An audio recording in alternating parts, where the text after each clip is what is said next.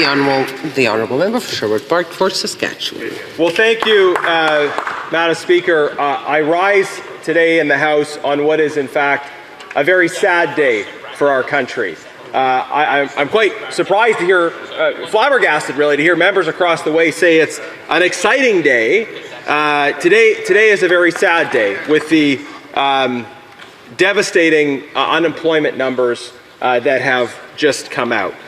Statistics Canada released unemployment numbers for today showing that unemployment in Canada has risen to 7%.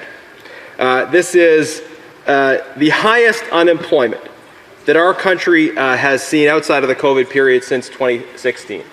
And it's part of a trend that has been chugging along under this Liberal government. We have seen, if you look at unemployment statistics over the last 2 years, this increase, particularly in youth unemployment, but in unemployment in general, we are now at 7% unemployment. And many experts expect these numbers actually to continue to get worse. For example, a forecast from TD said 100,000 job losses by the third quarter of this year. And the governor of the Bank of Canada has warned us that businesses, quote, businesses are generally telling us that they plan to scale back hiring.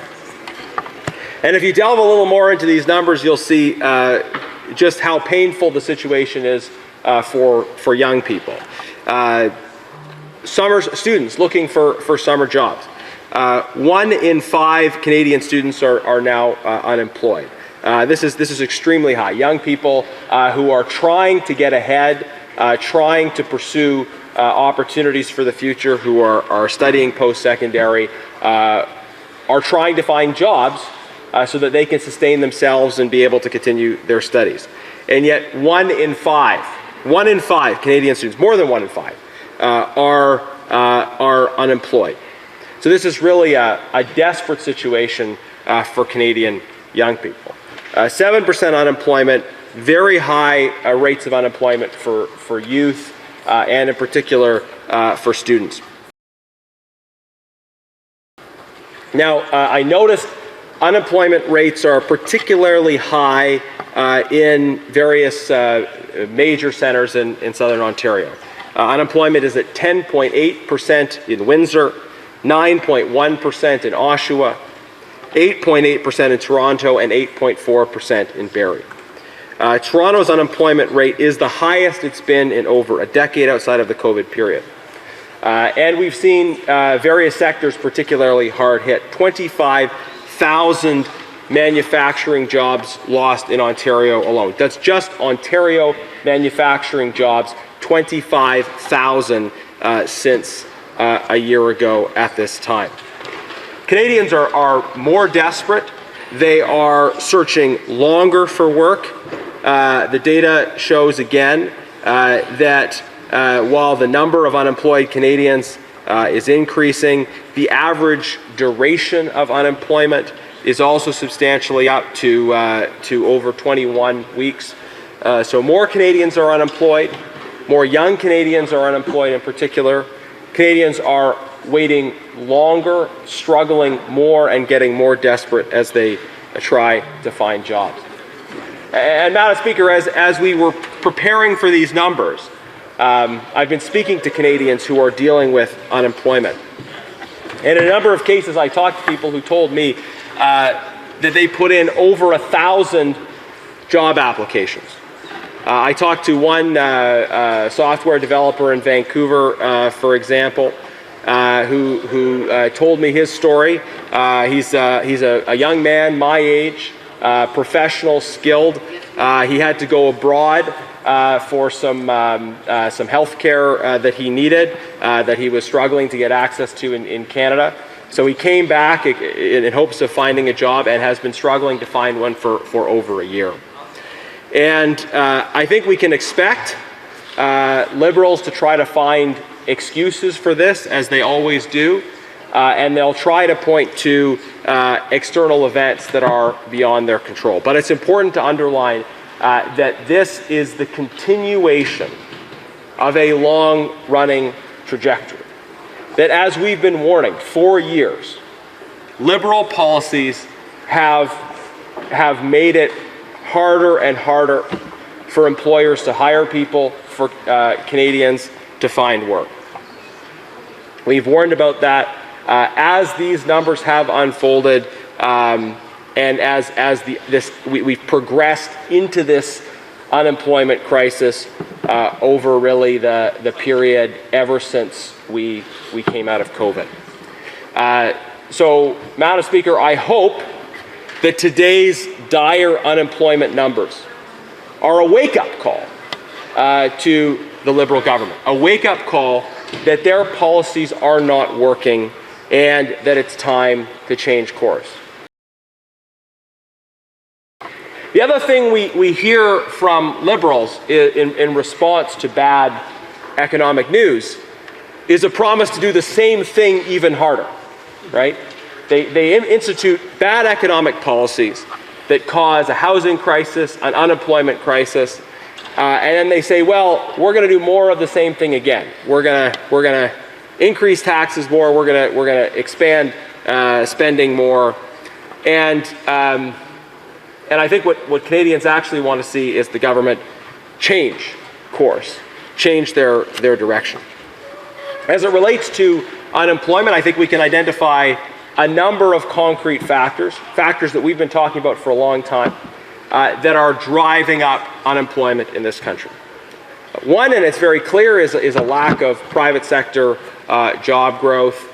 We also had earlier this week numbers come out on labor productivity. Labor productivity is down in the service sector, and we're not seeing the kind of productivity growth across the board that would allow us to address these long-running problems. We are not seeing investment because of barriers that this government has put up, gatekeepers, obstruction, preventing small and large businesses from moving forward with creating jobs for Canadians. This is most evident in the area of major projects, and projects like pipelines that are critical for fueling job growth. Major projects in the natural resource, mining, and other sectors blocked by Liberal Bill C-69 and other legislation that undermines the ability of major projects to move forward. And we've heard a lot of discourse around major projects from the government, but they continue to speak out of both sides of their mouth, saying they'll keep C-69 in place, saying they'll only move forward with major projects if there's consensus. You're never going to get everyone to agree on things getting built, on investments being made. If you wait for complete unanimity, then we're just never going to build anything. And that has implications for jobs and opportunity for Canadians, as we are seeing in today's, again, 7% unemployment number and the jobs crisis that we're seeing across the board. So getting major projects by repealing Bill C-69, reversing course on the obstruction and red tape, is going to be critical for our future. Also, Madam Speaker, small businesses face all kinds of barriers. We've had growing payroll tax increases that make it harder to hire new Canadians, hire new employees. We've seen a tax on small business over the course of this government's time in office, demonizing small business owners as tax cheats. And these actions by the government have all had an impact on this escalating unemployment crisis that we're seeing. So one thing that we need to do as a country to move forward with addressing this employment crisis is to reverse course on these Liberal anti-development, anti-investment policies that have made it so difficult for companies large and small to create jobs and to employ Canadians. Another problem that we're seeing is how cost of living is forcing older workers to stay in the workforce for perhaps longer than they intended. The unemployment crisis is particularly acute for young people. We have continuous growth in the unemployment rate for youth. And as I mentioned, particularly pronounced for students looking for summer jobs.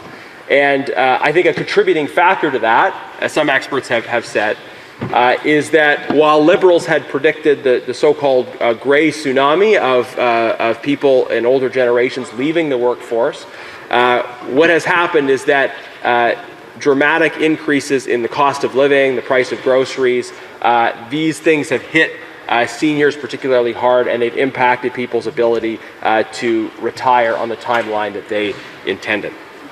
So, cost of living, obstruction of development, these policies that we have been talking about filter into these unemployment numbers where we are seeing this continuous growth. And then, Madam Speaker, there was, of course, immigration. The Liberals have made a mess of our immigration system. And the conversation around this has completely changed. I recall 10 years ago, there was broad consensus among Canadians about levels of immigration that were pursued under the previous government, because there was always an emphasis on understanding what Canada's labour market needs were, on viewing immigration through that lens of what is in Canada's interest, of welcoming people to this country who can fill in skill gaps and who can catalyze job growth for Canadians. And that was the prudent, effective, and also welcoming approach taken by the previous government. And it also included a major emphasis on rule of law, on proper enforcement. Under this Liberal government, numbers have ballooned, and there also has been a complete failure of alignment, a failure to align immigration with our national interest needs, align it with those labour market needs. So there are major problems, and levels need to come down. And there is a broader failure of this government on immigration that is contributing to unemployment. Because, for instance, if you have issues of fraud in the LMIA system, which the Globe and Mail has reported on, that has implications for people who are supposed to be coming in cases where there are not Canadians available to work, but who are actually coming in cases where there are Canadians available to work. So we will continue to hold the government accountable on all of these issues, on getting projects moving forward, on creating an environment in which small businesses can invest and grow, on addressing the cost of living crisis affecting seniors and people of all ages, impacting retirement choices, and on immigration. So we've talked about these policies, we've predicted these problems, and again, we see them in the numbers today. The continuation of a long-running trend that now reaches total unemployment up to 7%. And as I mentioned, there are some regional pockets of very low unemployment, but unemployment is particularly high, above the national average, in many of our central Canadian major cities. And I know people in Toronto in particular are going to be looking at these numbers with great concern, given that it's the highest numbers we've seen in more than a decade. And I think the path forward is clear, Madam Speaker. We need to remove barriers to work. We need to reduce the tax burden on working Canadians. We need to get government out of the way so that businesses can grow and hire, and this government must fix immigration. These changes to deliver government that works for those who work and that works for students and young people pursuing their dreams, these changes are vitally necessary. Despite talking the talk of change, we continue to see a government that doubles down on the policy failures that have got us to this point. A government that continues to talk out of both sides of its mouth on resource projects. A government that continues to allow extremely high levels of immigration. These are the policy choices made by this government that are not changed, that are more of the same, that are leading to more of the same in terms of unemployment numbers. Now, Madam Speaker, in the context of this overall economic situation, we have Bill C4 before Parliament. This is a piece of legislation which purports to be about affordability measures for Canadians. And when it comes to what the government is talking about in this bill, Conservatives have been very clear that we do not think their proposed measures go nearly far enough in terms of providing Canadians with the tax relief that they need. Of course, Conservatives have for a long time talked about the need to get rid of the carbon tax, the consumer carbon tax and the industrial carbon tax. Liberals have in the most hyperbolic terms, denounced that advocacy for 10 years. They continue to believe in a consumer carbon tax as well as an industrial carbon tax, and they would bring it back and raise it if they were ever anywhere close to having a chance to do that. But they perceived that their political interests were at odds with their deeply held convictions. And so they announced an intention to change course on the consumer carbon tax while leaving in place the industrial carbon tax, effectively leaving in place a structure that would see those costs passed along to consumers. And these failures of the government to fully address the barriers to opportunity and to investment, things like the industrial carbon tax, these decisions of the government deter the kind of investment and job growth that this country needs.